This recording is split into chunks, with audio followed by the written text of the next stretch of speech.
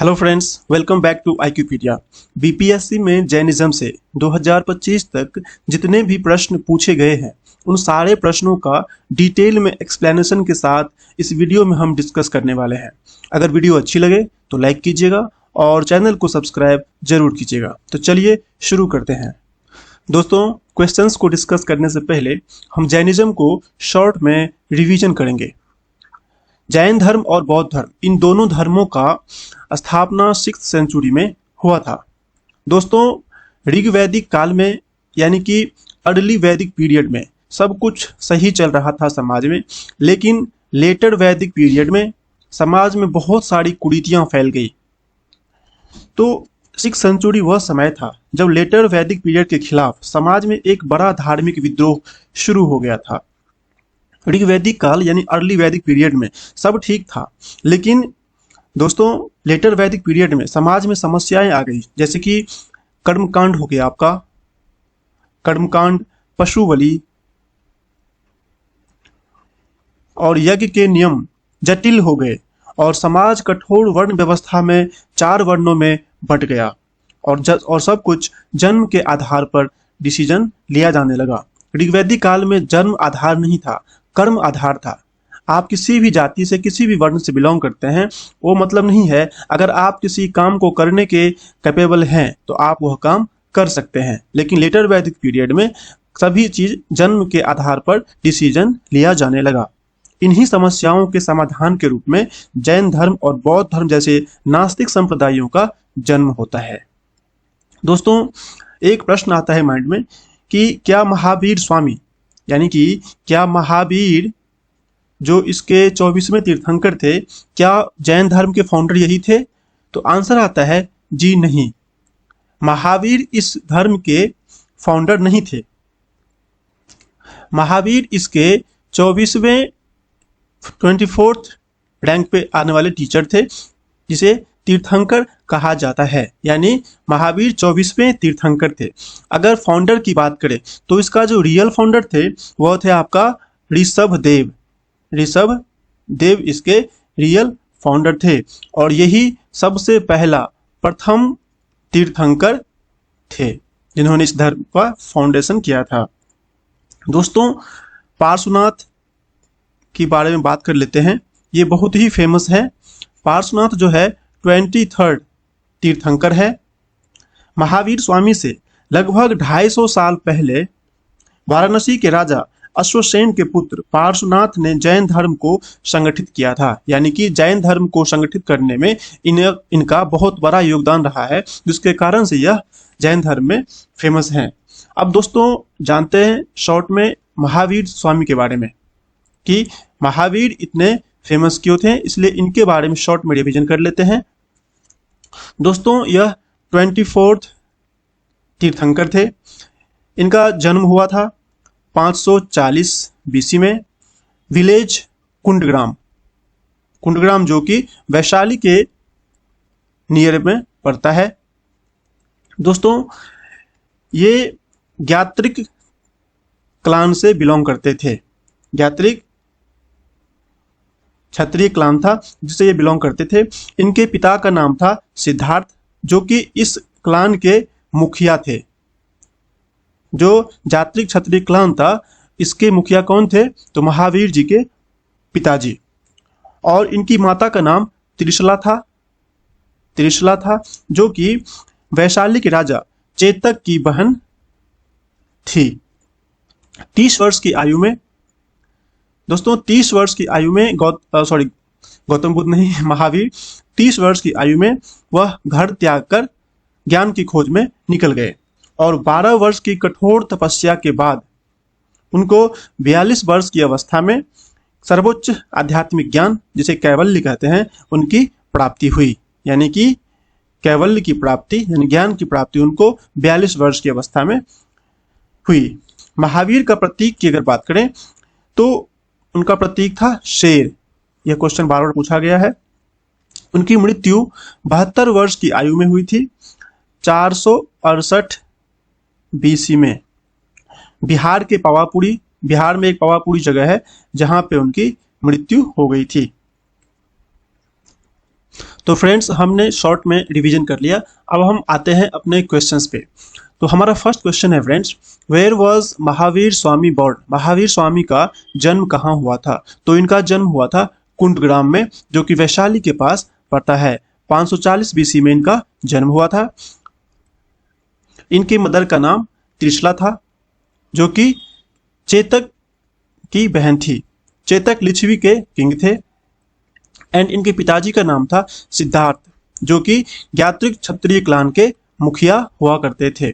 और नंदीवर्धन इनके बड़े भाई साहब का नाम था।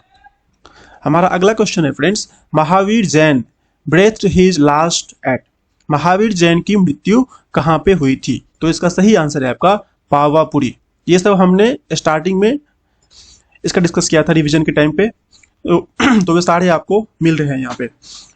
तो महावीर जैन की मृत्यु हुई थी पावापुरी में।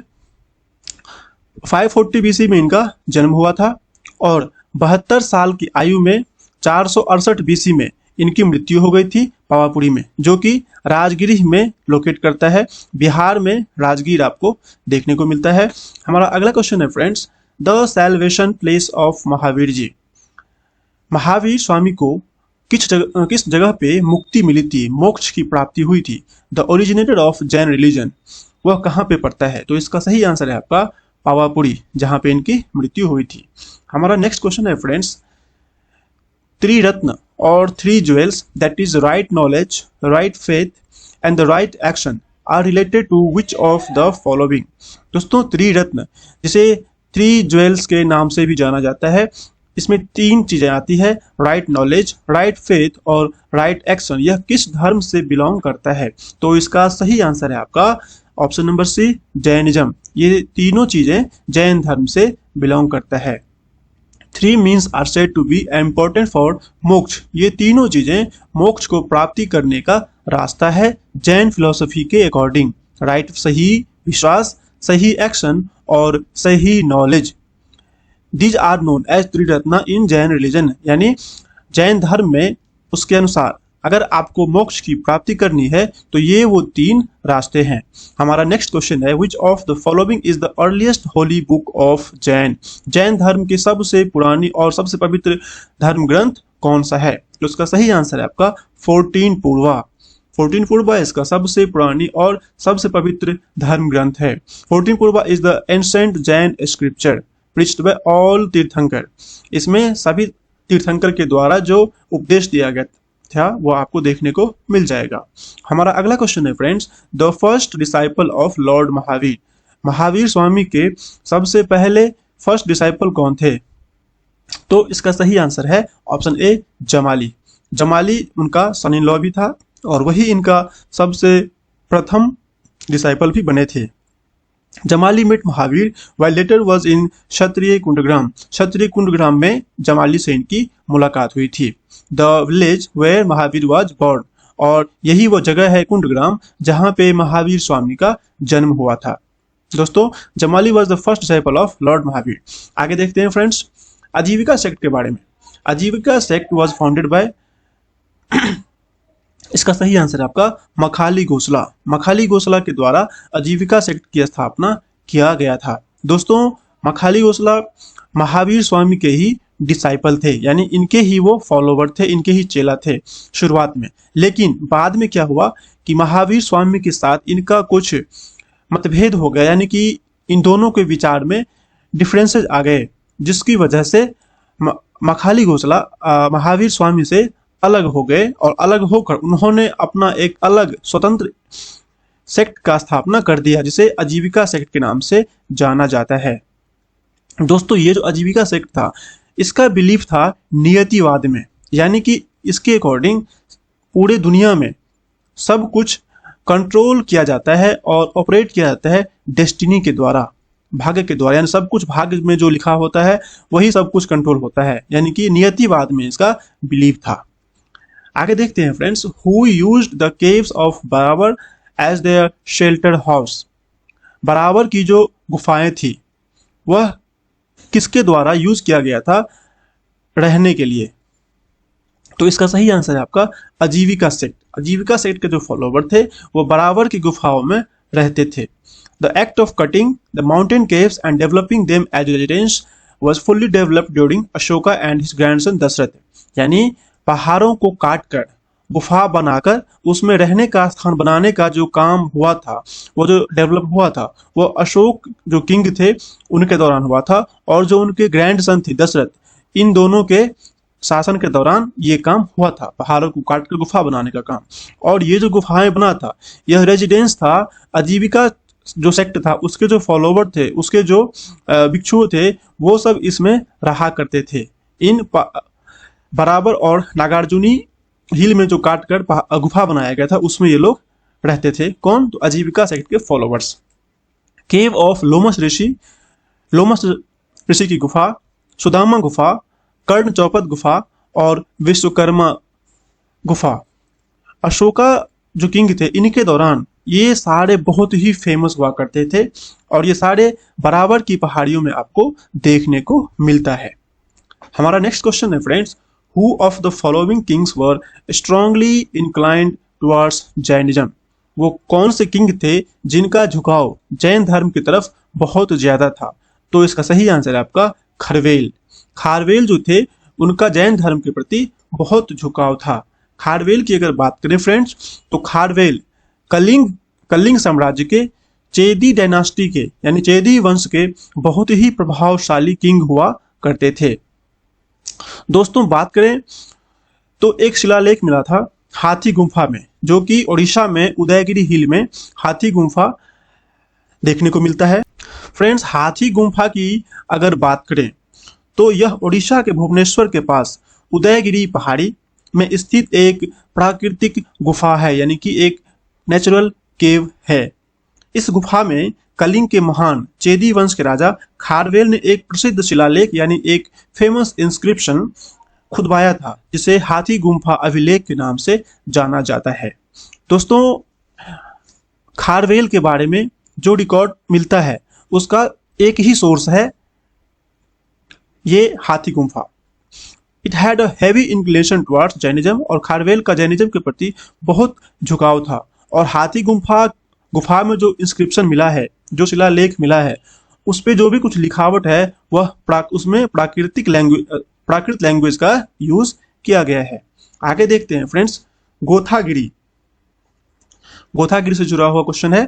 गोथागिरी in the Barabar hills was conquered bye. बराबर हिल में जो गोथागिरी था, उस पे किसने कॉन्कर किया था? तो इसका सही आंसर है आपका खारवेल।